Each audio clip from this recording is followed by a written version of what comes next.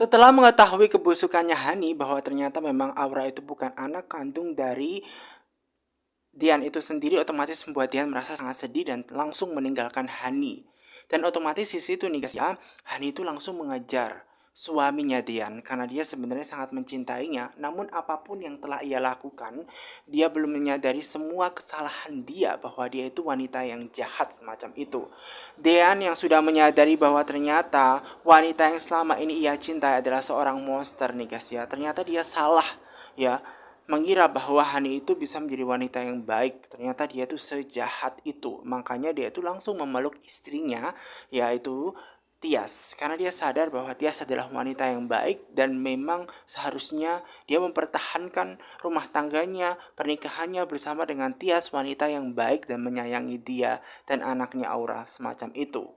Dan sementara itu nih guys ya, usai Hani itu ditinggalkan, otomatis membuat Hani itu nih guys ya merengek-rengek ya, meminta cintanya Dian semacam itu. Dan Dian itu sudah tidak peduli lagi dengan Hani karena memang Hani adalah wanita jahat sejahat itu ternyata ya. Dan kemudian ada mama tirinya yang tak lain adalah Wulan yang berusaha bilang kepada anaknya Hani supaya dia itu jangan jadi wanita manja, merengek-rengek cintanya Dian semacam itu. Dia itu harus menjadi wanita yang tangguh. Makanya dia harus melakukan berbagai cara semacam itu. Semakin jahat saja ya Wulan. Nah, mengenai Aura di situ nih guys, yang sudah tidak mau lagi kayaknya bertemu dengan Gino, membuat Gino itu merasa ada yang aneh dengan sikapnya Aura. Kenapa dia akan seperti menjauhi Gino semacam itu. Nah, mengenai hubungannya Dian nih guys ya dengan Tias itu semakin langgeng semacam itu karena dia yakin bahwa memang Tias adalah wanita yang baik semacam itu. Dan mamanya juga bilang kepada anaknya Tias untuk mempertahankan hubungan. Dia harusnya fokus dengan suaminya, bagaimana menjaga rumah tangganya baik. Dia harus mikirin kandungannya semacam itu dan juga anaknya. Perlakuan buruk dari Hani dan juga ibu tirinya Wulan yang begitu jahat banget kepada anaknya Hani yang tak lain adalah Aura, tentu saja membuat Bisarni merasa sangat kasihan. Mengapa demikian? Karena hanya mengotori tas mahalnya karena tidak sengaja, membuat Aura itu harus dimarah-marahi karena banyaknya masalah yang dihadapi dalam keluarganya. Kasihan banget dong, Aura itu harus diperlakukan demikian. Oleh sebab itu dia langsung menelpon ya Dian selaku papanya Aura untuk menjemput Aura karena kasihan banget ketika berada di rumahnya Hani dan juga mama tirinya Wulan semacam itu. Nah, kemudian setelah itu dia langsung mengatakan kebenarannya bahwa anaknya Aura itu dimarah-marahi gara-gara mengotori tasnya omanya semacam itu. Namun kemudian dia juga menjelaskan bahwasannya di situ dia tidak sengaja Auranya mengotori. Dan kemudian di situ nih guys ya, Dian mengatakan kepada Besar nih kalau memang tidak sengaja kenapa nggak bilang saja, sudah bilang. Namun hanya saja memang di situ ya omanya justru malah marah-marah. Bahkan Hani itu mau menampar anaknya sendiri semacam itu. Nah di situ nih guys ya, karena dia mengatakan hal demikian otomatis membuat Dian selaku papanya merasa sangat kasihan atas apa yang menimpa anaknya Aura semacam itu. Dan di situ nih guys ya, Bisardi juga mengatakan apalagi di situ memang sempet ya memanggil nama Mama Tias semacam itu yang membuat Mama Hani itu semakin marah dan mau menampar anaknya karena merasa Hani itu dibanding-bandingkan dengan Tias karena Tias jauh lebih baik semacam itu dan karena itulah dia tidak suka dan ingin bahkan memukul anaknya sendiri. Dan karena itulah menyebabkan Dian itu merasa bahwa ingin memutuskan untuk segera hadir mendatangi rumahnya Hani dan menjemput anaknya Aura semacam itu. Kenapa? Karena kasihan banget anaknya harus diperlakukan semacam itu. Makanya Bisarni benar-benar mohon kepada Dian untuk segera hadir semacam itu. Dan usai yang mendapatkan informasi dan ditelepon oleh Bisarni, tentu saja dia mengabari kepada seluruh keluarganya setelah ia makan-makan. Di situ nih guys ya langsung menuju ke tempatnya Hani dengan sangat tergesa-gesa. Dan dia meminta bantuan omnya Erwin untuk mengantarkan ke tempatnya Hani. Dan dia izin kepada Yuni dan juga istrinya dan juga Abel bahwa dia tuh mau pergi segera mungkin ke tempatnya Hani karena memang di situ Aura kasihan banget karena memang dia itu terjadi sesuatu. Dan di situ nih guys ya, langsung cepat-cepat dia minta bantuan kepada omnya Erwin untuk segera pergi semacam itu. Dan usai kepergiannya, suaminya Tias membuat Tias merasa sangat khawatir. Kenapa di situ dia hanya minta izin saja pergi semacam itu karena terjadi sesuatu dengan aura semacam itu. Tiba-tiba di situ nih guys ya, ada Om Farhat di situ nih guys ya, yang memang teringat dengan masa lalunya bersama dengan Tiara yang tak lain adalah Hani, yang mereka berdua itu memadu cinta antara satu sama lain. Dan tentunya di situ nih guys ya, Farhat teringat dengan malam pertamanya bersama dengan Hani, dan dia merasa bahwa dia sangat suka banget dengan Hani. Ketika melakukan hubungan itu tentu saja terngiang-ngiang di kepalanya Farhat semacam itu, yang tidak bisa melupakan akan kecantikannya Hani yang membuat dia itu kesemsem terus gitu loh guys ya. Dan tentu saja dia terbawa, ya itu semua dalam mimpinya karena ingatannya memang hanya ada Hani. Walaupun dia mengira bahwa itu adalah Tiara, ya dia tidak tahu bahwa nama sebenarnya adalah Hani yang tak lain adalah istrinya Dian saat ini. Bahwa dia itu sebenarnya hanya dimanfaatkan. Namun entah kenapa Farhat tidak bisa melupakan cintanya, kenangannya bersama dengan Tiara semacam itu. Dan di situ Tiara hanya memanfaatkan semua kebaikan dari Farhat saja tanpa Farhat itu sebenarnya tahu dari awal. Namun entah kenapa bahkan ketika dia tidur dia terngiang-ngiang terus ya dengan Tiara semacam itu. Ya, bahkan ketika dia tidur, dia mengigu atas namanya Tiara.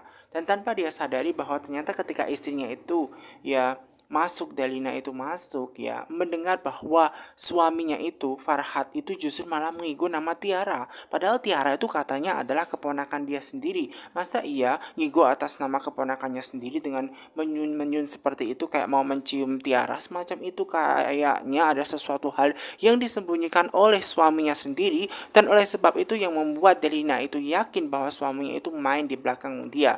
Dan jika memang ada sesuatu hal buruk dia yang terjadi, tentu saja di situ Delina tidak akan pernah tinggal diam jika memang ada hubungan antara Tiara bersama dengan suaminya Farhat semacam itu. Dia tidak akan pernah tinggal diam dan dia akan tentu saja membalas dendam. Karena dia tidak suka diperlakukan seperti itu. Di belakang dia suaminya itu malah selingkuh bersama dengan Tiara yang katanya keponakannya semacam itu. Nah, mengenai aura itu sendiri nih guys ya, dia harus meratapi nasib dia dimarahi oleh mamanya semacam itu. Tinggal bersama dengan mamanya Hani ternyata membuat Aura itu merasa sangat sedih gara-gara dia tidak sengaja membuat kotor tas mahalnya, ya omanya, dia malah dimarah-marahin semacam itu. Tiba-tiba karena dia mikirin itu membuat dia tuh sakit gitu loh guys, dan dia tiba-tiba jatuh pingsan semacam itu. Dan Bisarni itu nih guys yang mencari Aura di mana keberadaannya. Ketika dia masuk kamar melihat bahwa ternyata Aura itu sudah jatuh pingsan, membuat Bisarni ini bingung dan langsung membawa Aura itu ke tempat ranjangnya untuk dia tidur supaya dia memang istirahat di situ nih guys ya. Bener-bener merasa sangat kasihan banget kepada anaknya semacam itu. Aura harus menjadi korban dari mamanya Hani yang sedang marahan dan mau pisah bersama dengan papanya Dian semacam itu.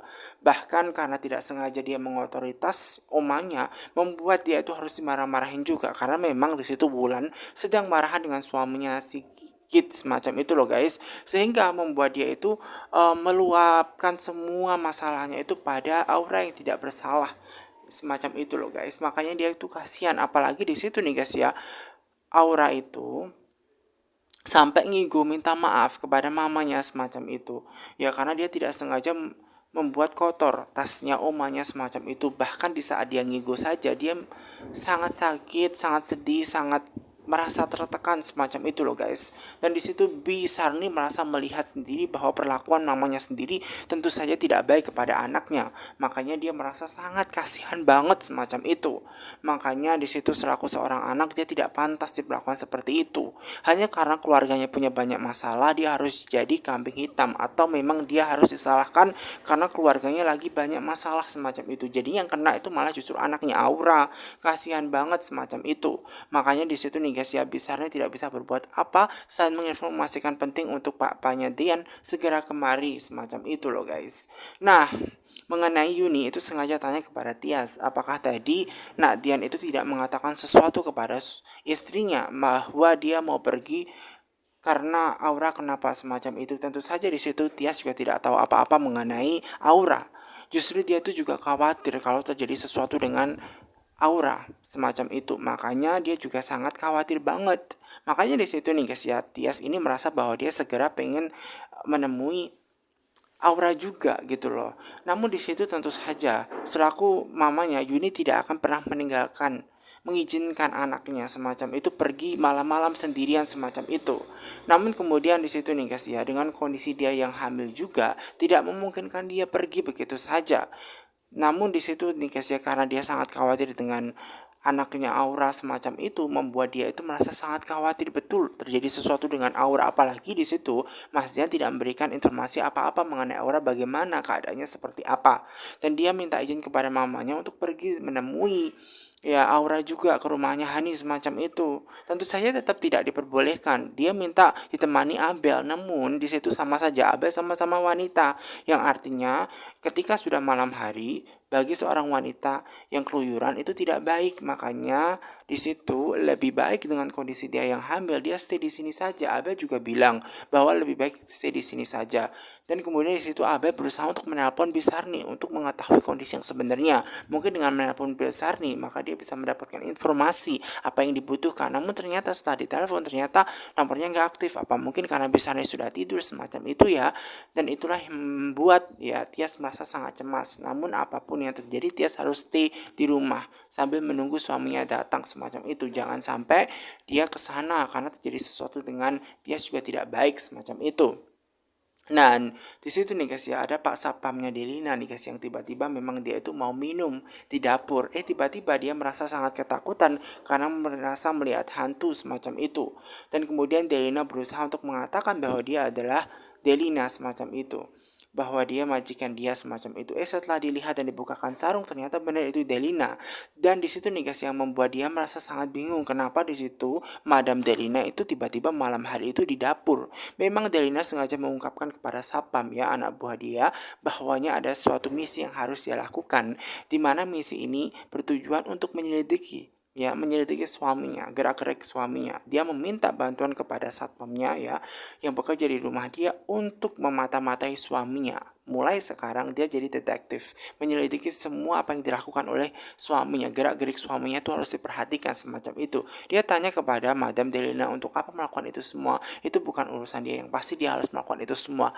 Dan yang kedua, jangan sampai memang di situ nih guys ya dia ketahuan, karena kalau sampai ketahuan pastinya Delina akan sangat marah, karena ini akan sangat berakibat fatal banget buat hubungan Delina dengan suaminya Farhad, karena dia mau menyelidiki memang benar apakah memang di situ suaminya itu berhubungan dengan Tiara.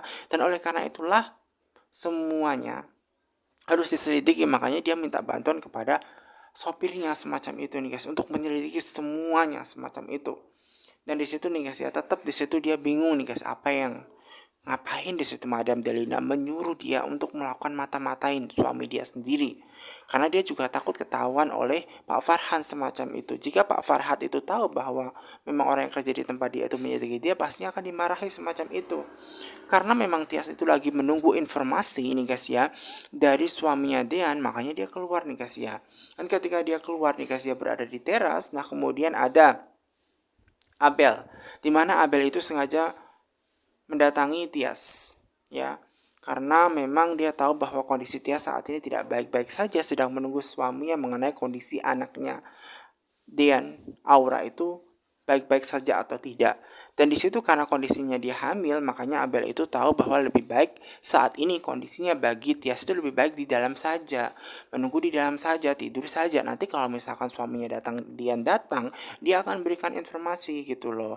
Namun tentu saja di situ dia tidak akan mungkin bisa tidur nyenyak, apalagi di situ kondisinya Aura belum diketahui seperti apa. Dan lebih baik karena dia belum bisa mendapatkan informasi terlebih dahulu, dia menunggu di depan teras saja semacam itu. Karena sampai detik ini memang dia belum mendapatkan informasi mengenai kejelasan anaknya Aura itu baik-baik saja atau tidak. Nah, di situ semakin membuat Abel yakin bahwa ternyata Dian itu memilih wanita yang benar, wanita yang baik semacam itu. Tidak salah jika memang Dian itu mencintai dan menikah dengan wanita yang baik, Tias semacam itu. Dan mengatakan demikian langsung di depan Tias membuat Tias ini malah merasa dia nggak enak. Kenapa? Karena takutnya nanti ada sesuatu hal semacam itu. Karena dia tahu dari awal Abel itu kan kurang suka semacam itu. Kemudian Abel itu menjelaskan memang pada awalnya dia tidak suka karena berpikir bahwa memang Tias itu seperti pelakor. Kenapa? Karena dia merebut suaminya adiknya sendiri, Hani, semacam itu. Namun setelah dilihat-lihat bahwa ketulusan yang dilakukan oleh Tias itu memang tulus banget menjaga anaknya Aura, baik banget dengan suaminya, beda dengan Hani yang perlakuan suaminya tidak baik-baik saja.